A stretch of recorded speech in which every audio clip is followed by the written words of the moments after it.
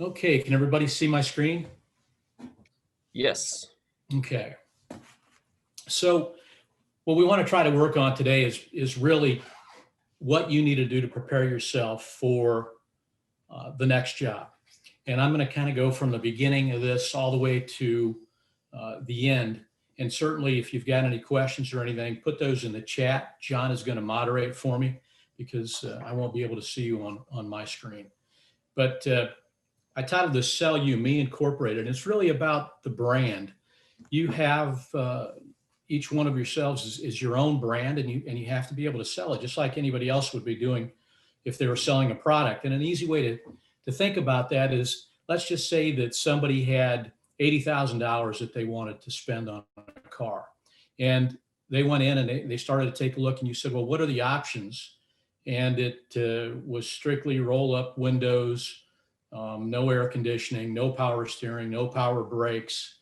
But yet you had $80,000 that you could spend on that car. You probably wouldn't be as likely to buy it. But if they started to add options that included the power steering, the brakes, the automatic windows, uh, maybe a heated seats, the rear backup, all those different types of options, you become more valuable. And that's not a whole lot different than what it is with you and your careers. The more options that you have available, the more sellable your brand is. So when we start to take a look at what we're going to do for job search, we might take a look at it like we were going out to be a big game hunter. The things that we want to take a look at is not only the approach that you would take, but also the same ideas. You'd want to first understand what it is that you're trying to hunt, whether it be a job or whether it be some type of game. You want to make sure that you've got the right ammunition. You want to make sure that you've done everything you can to know as much as you can about the job that you're trying to get. And you also want to know what you could do to gain an advantage over somebody else.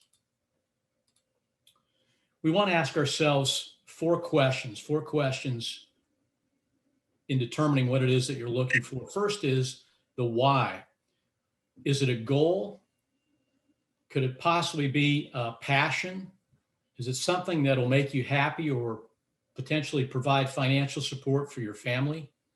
And why not? Ask yourself, are you ready? Have you prepared yourself?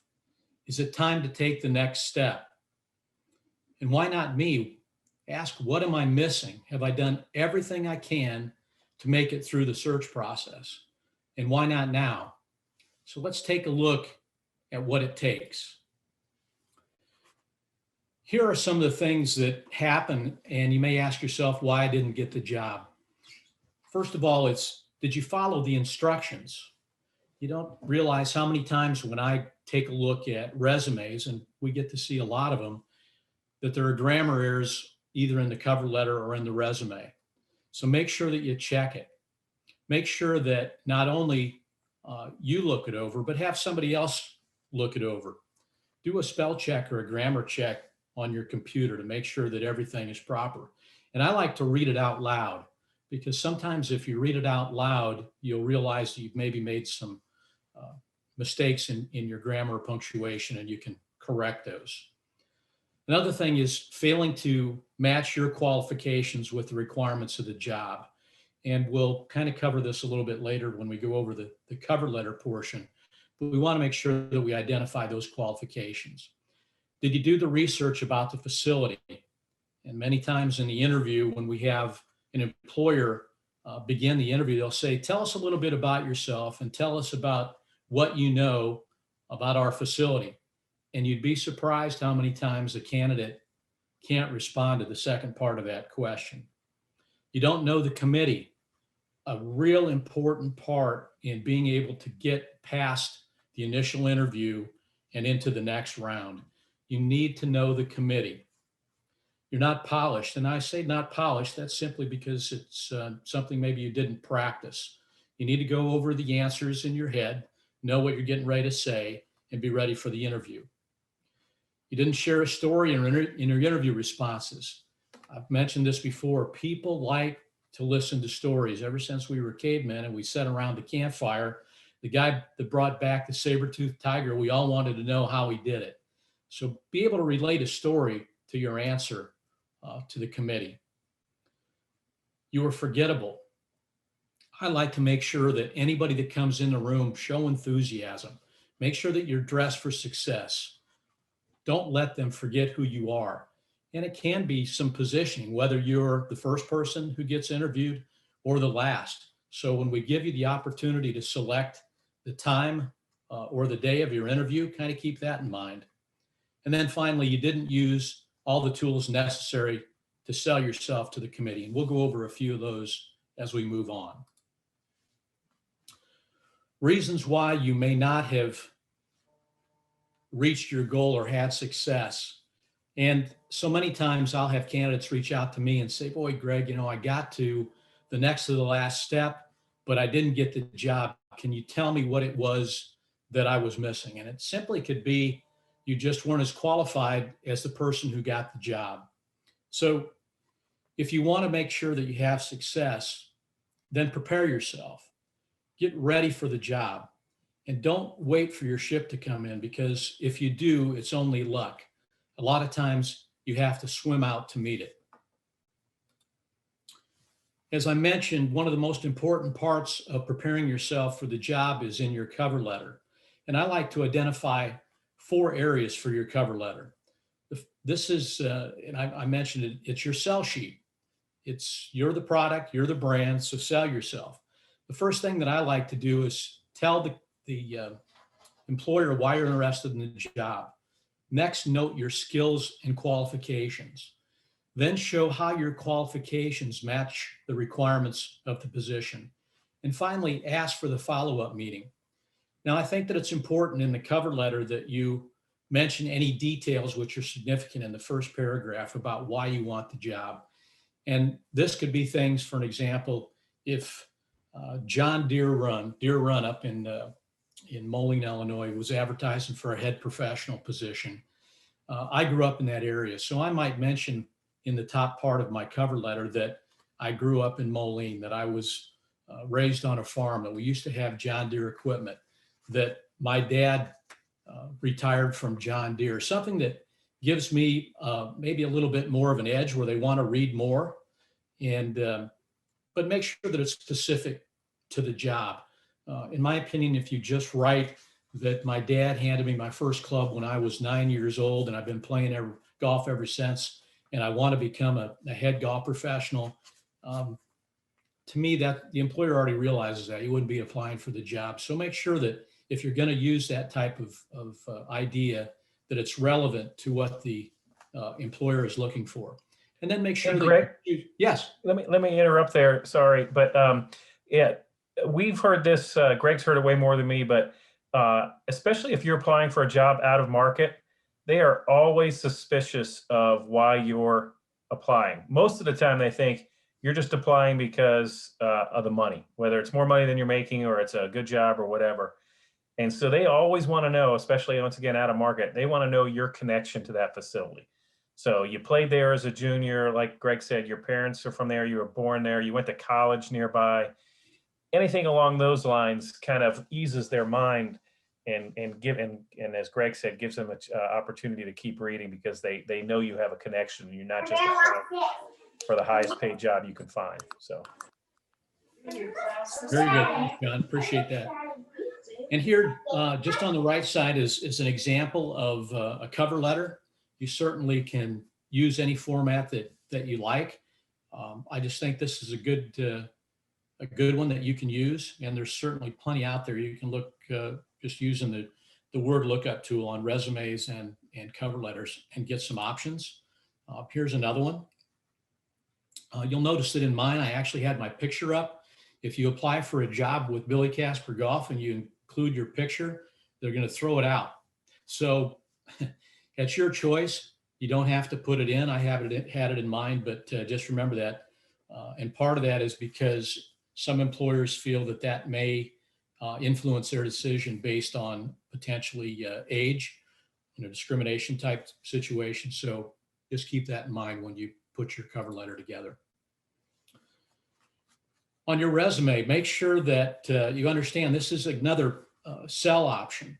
And you need to make sure that whatever the requirements were that the employer was looking for, first you identified your qualifications as they match those requirements in the cover letter. But then in the resume, you have to make sure that you also back up the statements you made in your cover letter with your qualifications that match. And I've seen it happen where a club is looking for somebody with player development skills, and the person writes in their resume the success that they've had in merchandising. Now, the only way that those two could potentially relate is if you were able to grow the number of golfers through player development, and that had a direct influence on the dollars that were spent in your golf shop. But otherwise, make sure that the information you provide in your resume is matching the requirements for the employer. So we want to take a look at who you are and what your experience is, what the results are that you can produce, which are better than other qualified candidates. What are your skills, strengths, talents, characteristics, and qualifications you possess, and where you have produced results in the past. How did you produce them, and how your expertise will impact the facility? Because employers know what you do on a daily basis. What they want to know is how you're different and how what you do will directly impact or influence their facility. Now, here's an example on the right of a chronological resume that you might be able to use. Simply list your jobs from most recent to the earliest one that you had. Here's one that is more of a functional style resume, which lists your skills in each one of your different areas, and then applies the employment history after that. And here's one that is more of a combination. At the top, they identify some of the skills that they have, but then they go into a chronological format, and again, back up in each one of the different categories, the experience that they have. And here's an example of a one-pager. So again, kind of pick what best works for you. And I like to take a look at it this way. This is a great little chart, and if any of you want it, I'll be glad to pass it on to you. But when we take a look at chronological resumes, especially for assistant golf professionals, a lot of times it's very difficult for them to be able to identify what it is that they've had a direct responsibility for. And what I mean by that is that many times they'll put in responsible for managing the inventory of a golf shop. Average inventory is $75,000. Now, are they really responsible for managing that inventory, or is their head professional responsible and has just gone ahead and given them the ability to go ahead and help him manage it? It's kind of a hard thing to do, and especially an employer will understand that the head professional normally is making those types of decisions. So if you're going to use a chronological resume and you're going to identify the different things that you do at that facility, make sure that you really had the responsibility. And that may be why for most assistants, when they come out to apply for the first job, they would tend to use more of a functional type resume, one that identifies the skills that they've already been trained, coached, or mentored to be able to succeed at.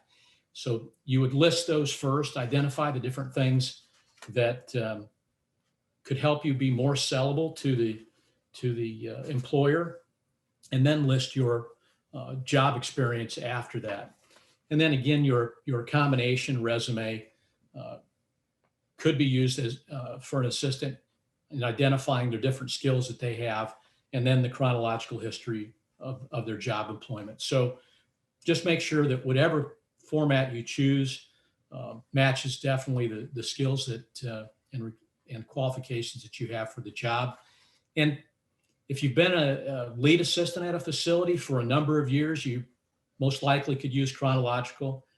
Or if you have any work gaps, you might also choose to use functional. But again, that would be up to you. And I'm happy to review any of those. Again, that's part of our service. So take a look. And if I think that maybe one might be more advantageous over another, I'll be glad to share that information with you. The next thing is identifying your skill gaps. The skill gaps are probably one of the biggest items that we have where our candidates are really lacking. And when you take a look at why you may not be selected for the job, it may just be that you need to go out and learn a few more things that might be helpful. If you're interested in maybe learning a little bit more about financials, you might ask to be put on the membership committee or the long range planning committee or the capital improvements committee, because you'll get an understanding of how the financials work at a club, how they put money away, and how they plan for future growth. Maybe you're wanting to become a general manager. You might go out to the general manager and actually ask if you could shadow them for a couple days each week just to see what they do. But try to improve those skills that you're lacking. And if you don't have them, figure out a way to go get them. I have a little page that I put together called Skill Gap Analysis, and it identifies your short-term or future goals, your required golf skills that you may need, your required management skills that you may need, your required financial skills, or any other skills that you may need. And certainly I'm happy to share this with you. I think it's a great thing to go ahead and write those down, how you're going to go achieve those. And then as you fulfill them, cross them off and enter another skill gap that you might need. When we take a look at value, employers, again, as I mentioned, know what you do on a daily basis, but there is a direct relationship between your experience, your value, your hireability, and your compensation. A valuable employee is one that is difficult to lose and is obviously worth paying the price to keep or to hire. So when we take a look at your experience and knowledge, the more that you have, the more value that we can offer to the employer. It's not a whole lot different than the first slide we had where I talk about the amount of money that maybe an employer is prepared to pay for an employee. If you have less experience, fewer skills, you're probably not going to earn as much in compensation. So continue to increase your value every day. I've mentioned this before in some of our other meetings. Your most valuable asset is you. So be the expert. Remember that you are your own brand, Me Incorporated. So develop an expertise, be a leader, be an innovator, be an influencer. We've identified those two types of value, intrinsic and market value. The intrinsic value is who you are. And we're very fortunate as PGA professionals, we kind of have that what factor or that wow factor. I've mentioned where whenever I have a member who would come into the club with their guests, the first place that they would go was the golf shop because they want to introduce them to the golf professional, not the general manager. And so you've got that intrinsic value already going for you. The part that maybe you don't have is your market value, the skills that you need to possess to make you more valuable. That might be in player development, it might be in merchandising, instruction, might be your playability, but make sure that you develop your skills and become more valuable to your employer. One of the other areas that we want to talk about, which is very important, is your network. Are you connected? And I would ask how many of you that are on this call have actually reached out to someone, maybe on this call, maybe to somebody else that you happen to know or have an association with them, just to ask if maybe they would be interested in being your mentor, your coach, or possibly even a reference for you. When we just completed one of the advanced job searches, and as part of that program, and I don't have a slide I'd like to show you, but I shared a slide on each one of the candidates with the committee. And within that slide, it identified not only where the professional had gone to school, the clubs that they worked at, but also who their mentors were, where they'd worked, which facilities they'd worked, and who those people were that coached them along in their life. So it's very important. And as a matter of fact, the person who actually got hired for this position received two recommendations one from Craig Harmon and one from Billy Harmon, which, as you know, are pretty high individuals in rank for our PGA profession. So it definitely helps to build your network, find somebody that can help advance you to the next position, because it becomes so important in the hiring process. I'll give you an example. Just thought of this. When I was in Wilmington, North Carolina, as an assistant, and I got a phone call from, at that time, his name was John McWhite. He became the project director for Buck Creek Golf Plantation down in Myrtle Beach. And he said, "Hey, Greg, I want to ask you a question. Would you be interested in coming down and help me build Buck Creek, be in charge of the maintenance staff until we get the golf course completed, build the clubhouse, and then you become the head professional?" And I said, "Wow, I'd really be interested, but how did you get my name?" And he said, "Well, I was talking to somebody, told him what I wanted. They let me know that you had golf construction experience, that you'd worked on the golf maintenance staff while you were going through high school and college. And I just thought you might be a big fit or a good fit." So I took the job. Now, that was an obvious time when a network helped. Shortly after that, I finished building Buck Creek. We got it open. We operated the club for over a year. We were very successful. And I got a salesman come through, and he said, "Hey, Greg, I got a question for you." I said, "What?" He said, "Well, we've got a head professional position available up at Raleigh Country Club. I want to know if you're interested." And I said, "Wow, I always wanted to get to a private club." And he said, "Well, give me your resume and I'll carry it up there." So he took my resume up there. They'd already been accepting resumes. I was the next to last interview, and I got the job at Raleigh Country Club. So, there's a couple examples of what can happen when you have a network who can help and move you along in the job process. Now, who do you look for when you're trying to build your network? I think there are three different types of people. One is a visionary. That's somebody who you already recognize as a leader. It could be somebody like John Gould, our executive director. It might be somebody like Rob McNamara out at Farmington Country Club. You also want to try to find a realist. A realist is somebody who wants to make sure that you're grounded, somebody who wants to make sure that you've got the tools you need to succeed.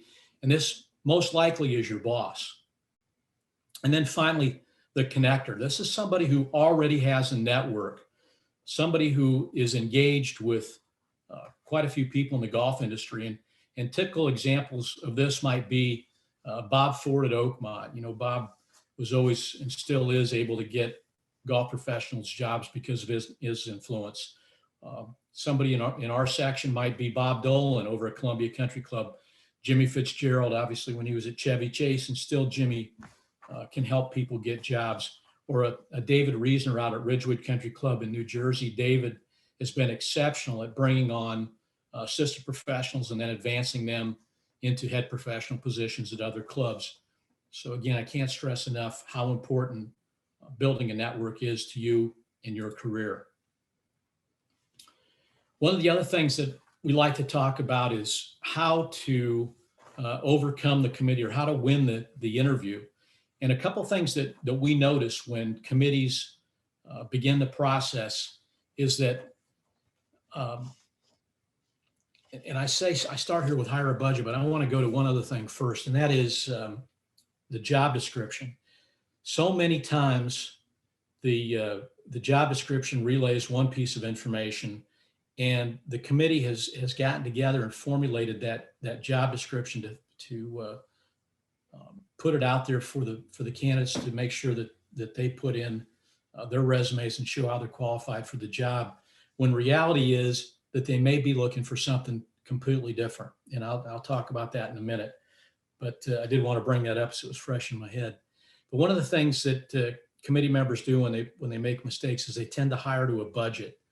And I make sure, and my fellow career consultants make sure, that anytime we talk to a committee and they start to talk to us about budgets, that we really make sure that they understand that if they have to spend a little bit more money to find somebody who really matches what it is that they're looking for, it's worth spending the extra money to get that person.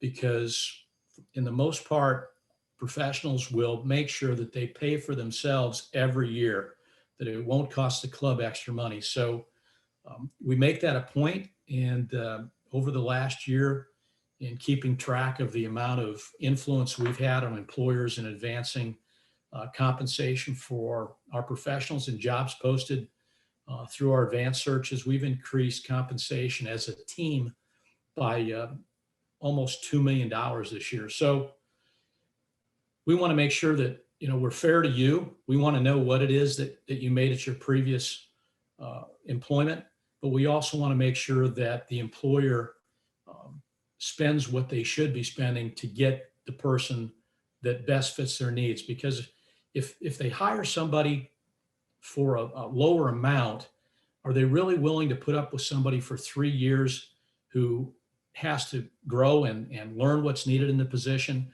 Or would they be better off to pay a little bit more up front and get that person with the experience? The second thing I say is they tend to hire the accent, or they're starstruck by the facility experience. It's really important that you are working at facilities that can advance your career, but that's not necessarily what it's all about. I've got a professional who has a wonderful resume when you look at it, because he's worked at every top club that there is. The problem is that he's been as low on the totem pole at every one of those jobs as you could get. So even though he's worked at great clubs, his experience level is minimal. And when it would come to an interview, he couldn't possibly answer the questions that the employer was asking, because the only thing that he had to rely on was that he'd worked at these top tier clubs.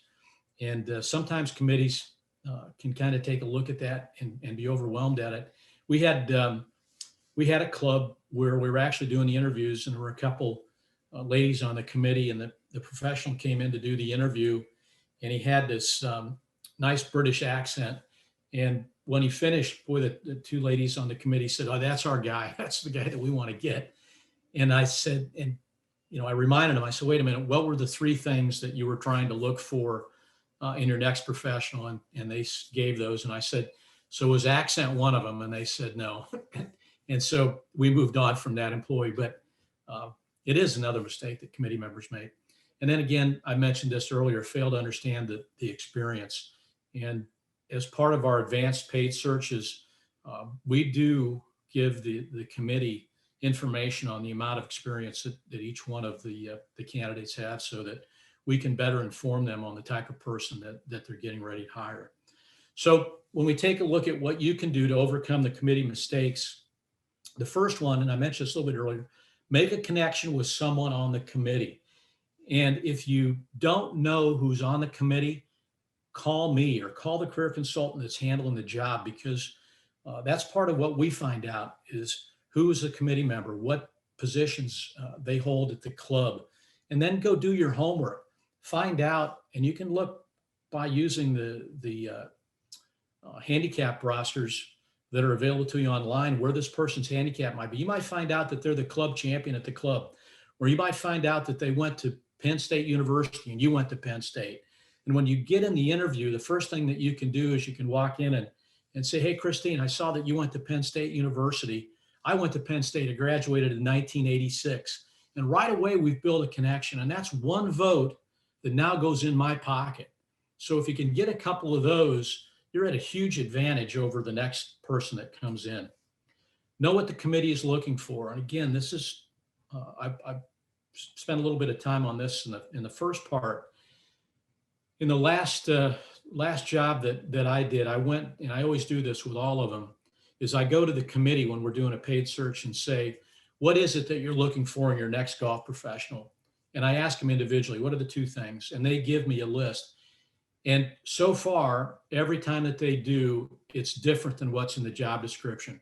So when I find that information out for the candidate who does his job and reaches out to me and says, "What is it that they're really targeting?" I'll give you the list. I'll tell you exactly what it is that they're looking for. And you need to craft your cover letter and your resume to match that. And you need to prepare your answers for the interview, because you know that those are the questions that they're going to ask. So if you go into it blind, you're at a huge disadvantage. Make sure that you use me to find out what it is that they're looking for. Once we've done that, then you can predict the future. You can anticipate the questions that that they're going to ask. And then you can plan your attack. And we're going to write down the answers, and we're going to create multiple responses, because a committee that does their homework and wants to do things or does things the way that they should do them is going to ask you the first question, and then they're going to ask you a follow-up to that question. So if you only have one response, again, you're at a disadvantage. So prepare multiple responses. And then prove yourself, back it up with a story. We mentioned that a little bit earlier. People love to hear stories. And doing an interview right now, I got one at 12 o'clock today. The last 5 candidates that we've interviewed for this job, the committee has said, and something like this: give us an example of success that you've had in recruiting events at your club and how you were able to have that success.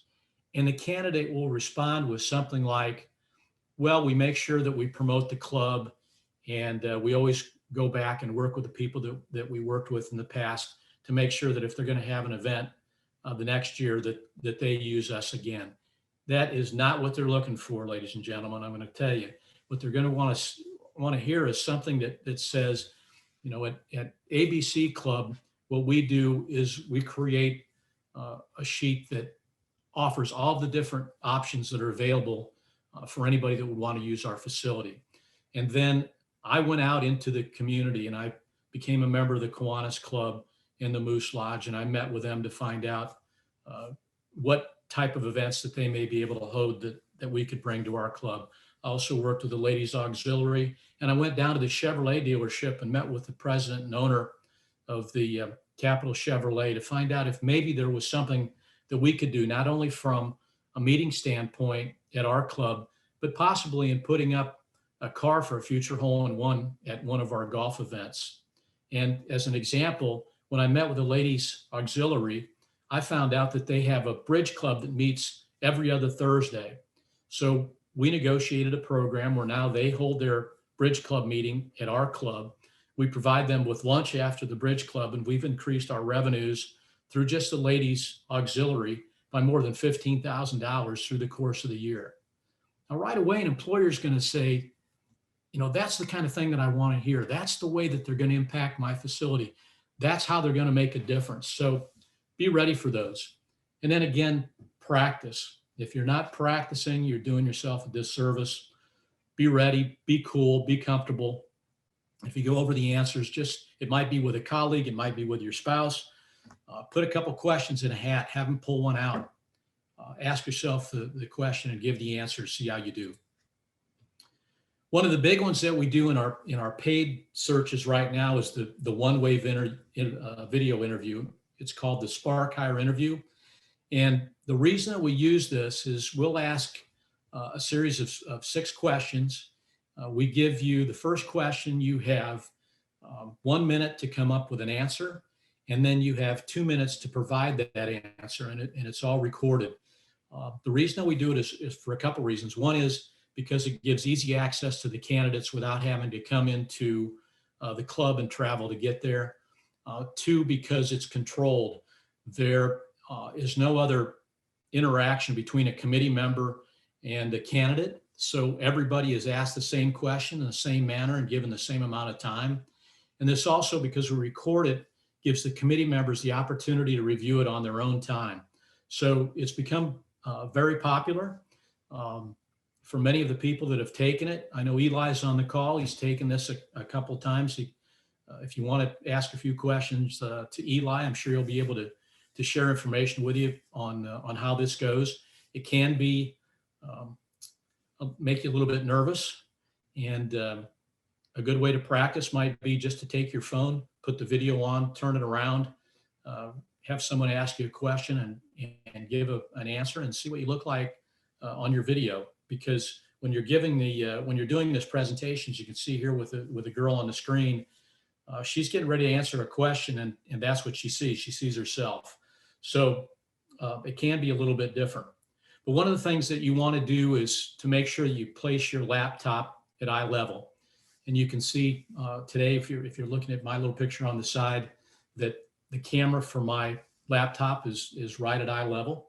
You want to make sure that you do that. And the reasons are that we're really not interested in looking up somebody's nose or trying to see what type of ceiling tile that they have in their office. Make sure that you focus on the camera. You might want to put a little yellow stick-it note up by the camera so that you continue to look into that, and that's what you're talking to, as opposed to looking down at the keyboard and all we see again is your forehead. Understand what's in your background, because we've actually had guys who've taken these videos sitting on their bed. And believe me, that's the first thing that happens. They're going to get kicked out, because whatever's in your background, they're going to see. If you set up your camera in front of a window and the light comes through, you're going to appear dark. Nobody's going to see your face. So make sure Yes, that man. you close the blinds. Don't sit on the toilet. That's another good one. As I What? said, we did have a guy sit on the bed and kicked him out right away. Yeah, there, Jeff. As I'm looking at you, I can't see on my screen, and you're dark because the window's behind you. It might be a good idea to have just a blank wall, a screen. We recently had one of our candidates who actually put up a green screen behind himself and stood up during the interview, and it really drew attention to him, to the candidate. And the committee actually ended up making a comment about it, saying that that they thought that was pretty neat. So be aware of what's in your background. Don't do it in front of a closet door and leave your closet door open. Understand what's in your background. You may look at my camera view right now and you can see the pictures that I have in the background. The other day when I was talking to the committee at one of the clubs, the general manager said, "Hey, Greg, is that Ben Hogan in your background?" I said, "Yeah." He said, "Look at this," turned his camera around. He had a big poster up of Ben Hogan. Immediately, he and I made a connection. So that's how it can work. Don't ramble. I might be rambling a little bit this morning, but try not to ramble. Give your answers, be concise. Remember, in the video interview, you have 2 minutes. If you've made your answer, stop. Don't try to drag it on and use the extra 45 seconds. Dress appropriately. You know, we had a candidate the other day who was applying for the job, went through and was sitting in a recliner, had a fireplace in the background, looked like he was the president doing the fireside chat, wore a button-down shirt, no sports coat, no tie. Guess what happened? They didn't advance him. He was qualified. He had the answers, didn't dress appropriately. The committee said, if he can't wear the clothes that are appropriate for an interview, we're not going to advance him and move him on to the next stage. Again, practice. Know the job description. Call your career consultant for help. Practice your responses. One of the best interviews that we've had is Sarah Dixon. Sarah was going for the job at Chevy Chase Club and gave us approval to be able to show this video. And I want to try to show it to you so that you can see and hear her answer. Sarah didn't get the job at Chevy Chase. However, not much longer after that, she did get a new head professional's job in Florida. So I'm going to play this real quick so you can see a very good response to the ACE video. Hi, my name is Sarah Dixon. I currently work at the Country Club in Brookline, Massachusetts. And what intrigues me about Chevy Chase, well, I'll give you a little backstory. So when you grow up working in the golf industry, like I have, since the age of 15, it becomes your sole purpose to work at a top 1% club in America. And when Director of Golf and Wellness here, Brendan Walsh, pulled me aside, said, "Sarah, Chevy Chase has an opening and you are ready for this." That is what I've done for the last 15 years. Every move that I have made has been to prepare myself for a club just like Chevy Chase. And when I've done my research, the echoing comment that I hear all the time has to do with the quality of the membership. And so when I look down the road and I look down the next 30 years, my goal is to be somewhere for 30 years surrounded by the best people. And so amongst many other qualities that Chevy Chase has, it's the quality of the membership, it's the family type nature of the membership that certainly intrigues me the most. Having been at the country club for 2 years, our structure is extremely similar to Chevy Chase. There's how our departments work together, the size of the club, and many other ways that the club works together. Thank you for having me on this interview. I certainly look forward to meeting you in person down the road and to the following questions. Sarah did a great job with that, and I appreciate her letting us use that. But certainly something to keep in mind, because as you move up and start to go through into our advanced searches, you're definitely going to be part of that Spark Hire video. The next slide is what motivates our desire to be successful. And generally, we're motivated by one of two reasons. It's either inspiration or desperation. But no matter which one it is, you're going to take 3 steps. One is you're going to make a decision, then you're going to create a plan, and then you're going to execute that plan. And I like to think of it as a shortstop when a line drive is hit at them. And they go through those 3 steps. They make a decision on what they're going to do. They create a plan on how they're going to get the ball, and then they execute it.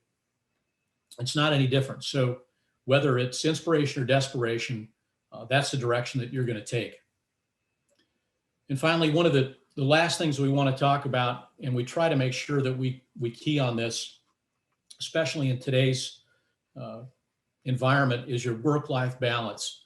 Because your job is everything, but believe me, your family is just as much or more important. And we want to make sure that we do create a great life balance, because we want to know what it is that motivates you. It could be the job. It might be the club, the facility. It might be where it's located. It could be the income that you make. Obviously, your family, security for your family. But you need to create a good life-work balance. You need to find your comfort zone. And as I like to say, you don't need to outpunch your coverage.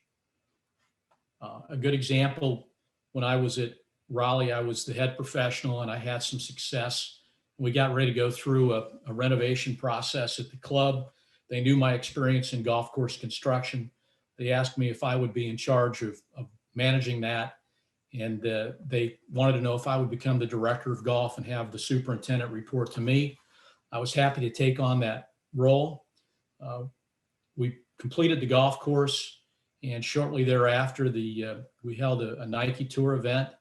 It was on television on the Golf Channel. It gave us great publicity. We filled the membership for the first time in 50 years. We made more money than we'd ever made. The TPC came and said, "Hey, Greg, we want to hire away your superintendent."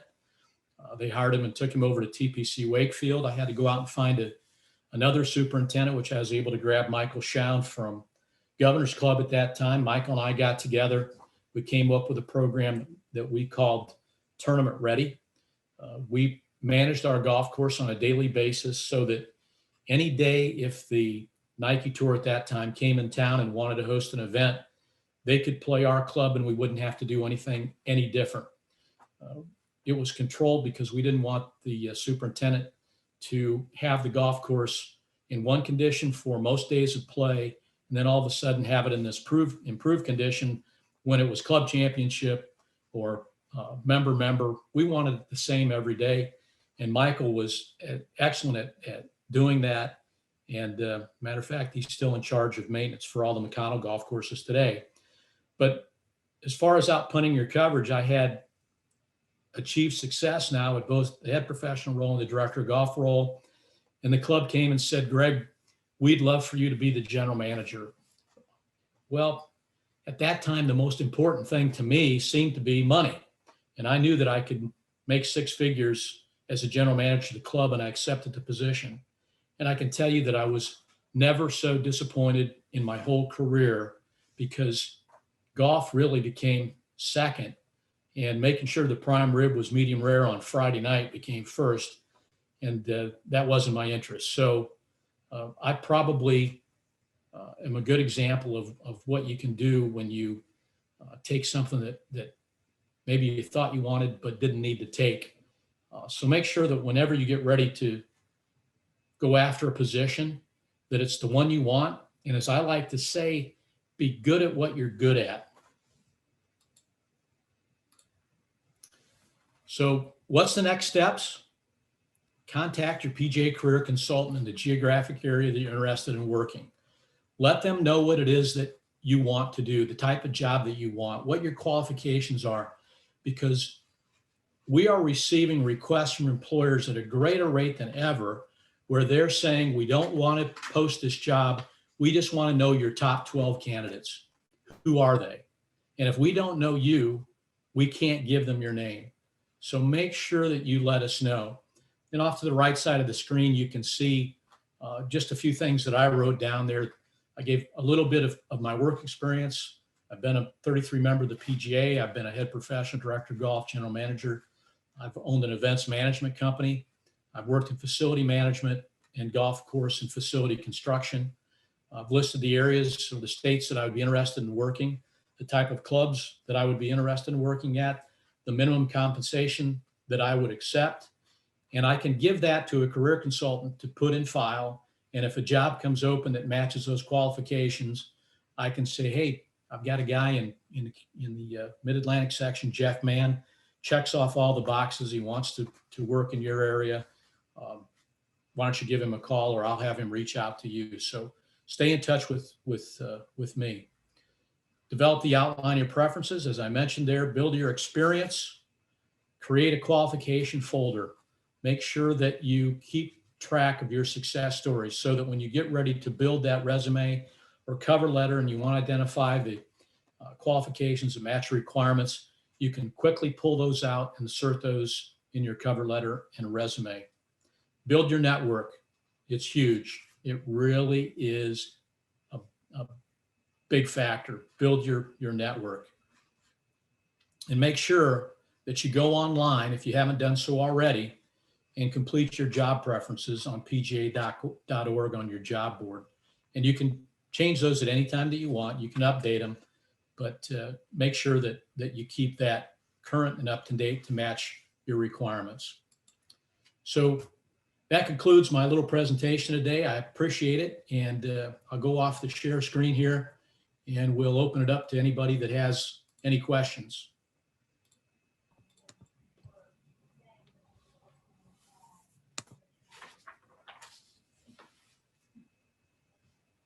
Anybody have any questions?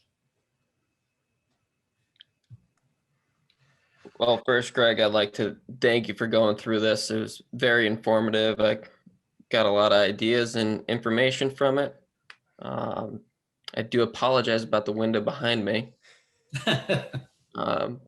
Very limited space in the apartment, and my fiance is teaching students in the dining room right now. So I didn't have a choice of location, but anyway, at least my hair looks good.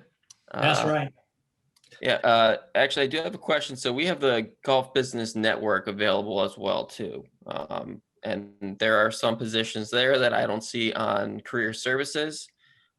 Is it appropriate to reach out to you in regards to positions we see on their website, or should we just continue to communicate with Patrick Seether with Golf Business Network, since they're kind of promoting that position?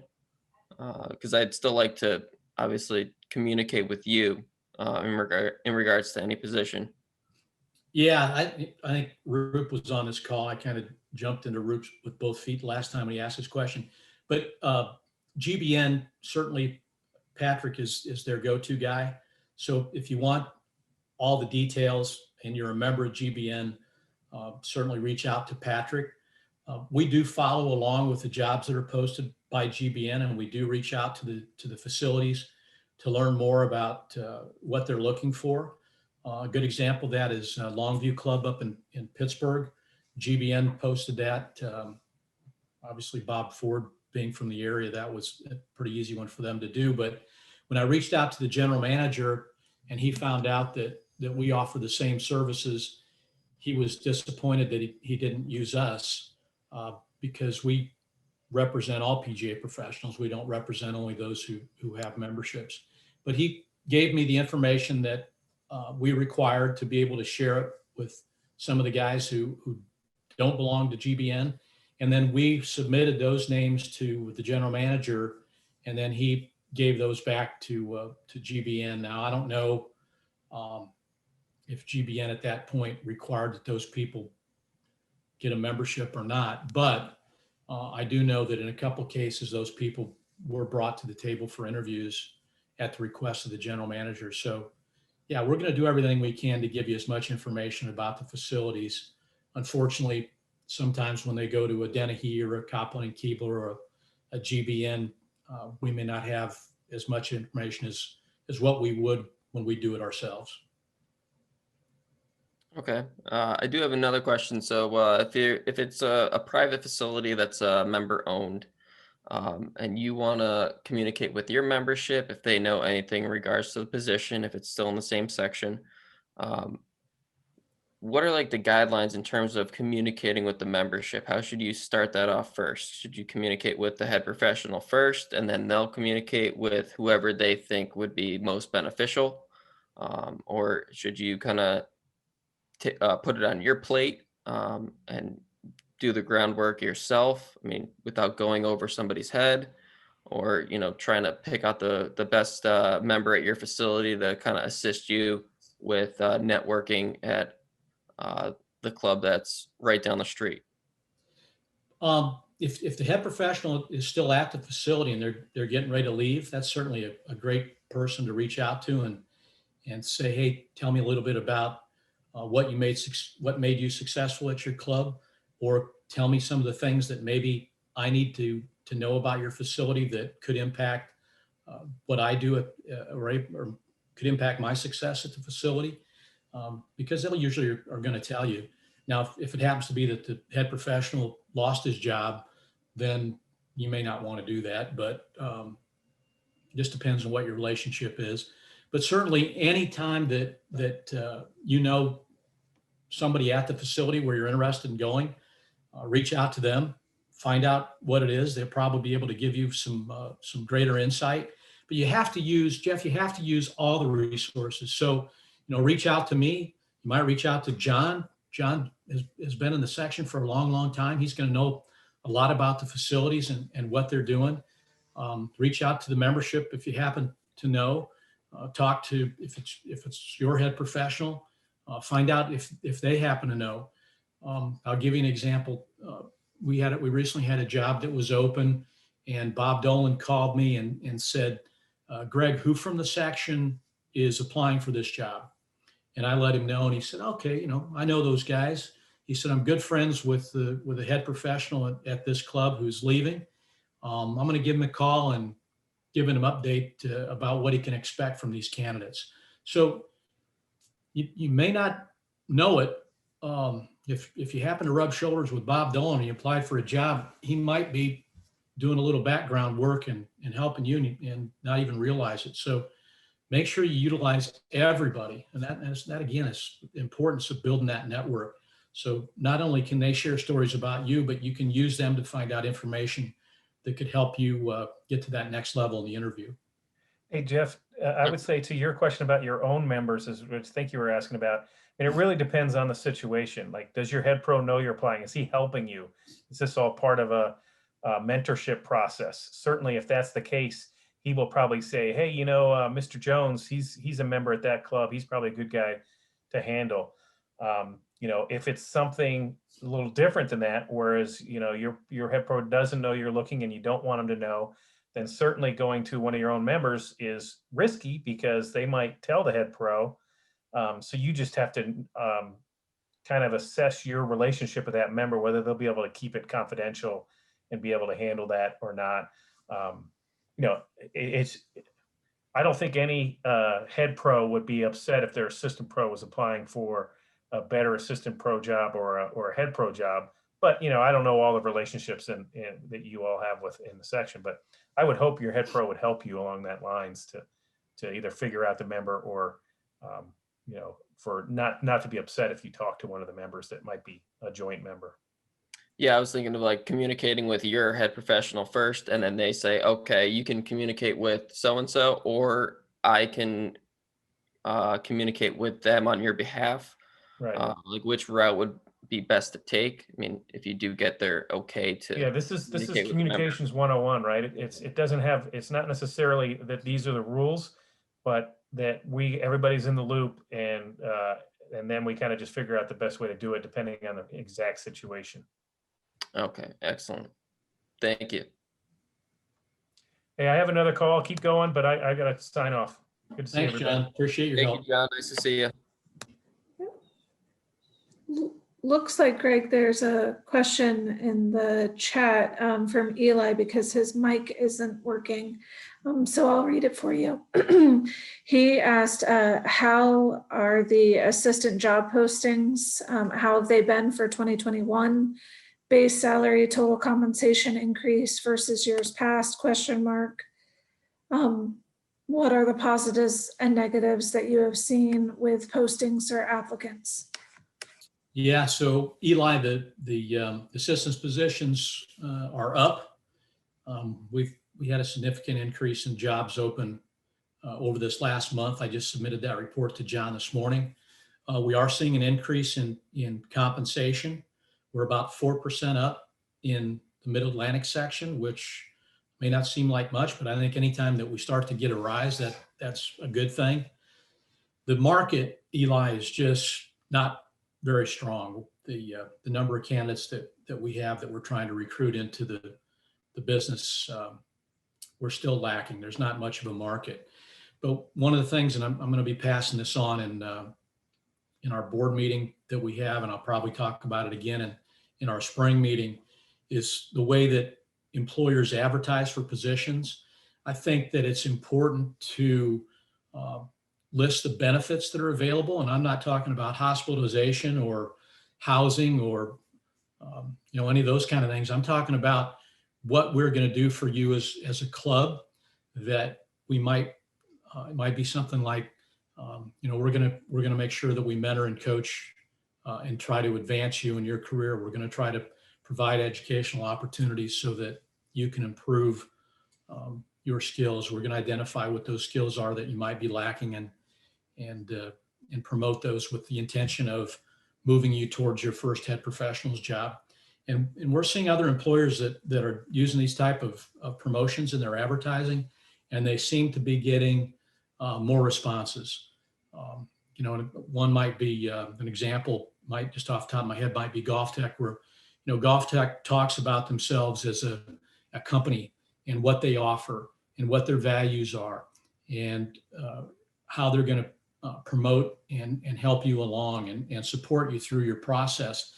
And to me, after I start to read some of these and see what they are, you can realize that if all I put is that you're going to help the head professional in managing tournaments, you're going to be responsible for the cart fleet, you're going to help to make sure that the golf shop is clean, neat, and orderly, you're going to take tee times, which one do you want to apply for? You're going to want the one that really shows that the club is standing behind you and is going to support you in everything that you do. So, it's just something going forward as you start to maybe help your employers put together job descriptions. I think that we can maybe do a little better job in the way that we develop those.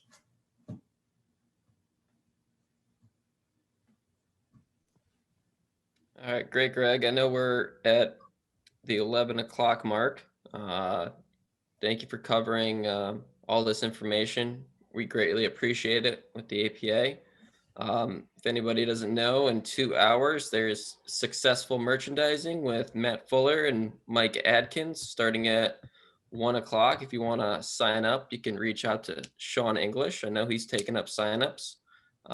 Next week, we have past and present day with Greg Jones and David Dorn. So we'll be talking about the 2020 season and what to expect for 2021. If you'd like to sign up for that, please feel free to shoot me an email. Have a decent crowd so far for that. But other than that, it's great to see that we had all these participants. And Greg, once again, thank you very much for joining us today. Thanks so much for having me. And I may not be as interesting as somebody who talks about teaching and coaching, but you all got to get to that head professional job sometime, and it's gonna take a little bit of effort on your part. I'm glad to help you any way that I can. I answer my phone all the time, weekends included. So don't ever hesitating, giving me a call. I'm glad to help. Thanks again, Jeff. Thanks everybody on the call. Thank you, Greg. And you are very interesting. Thanks. All right. Have a good one.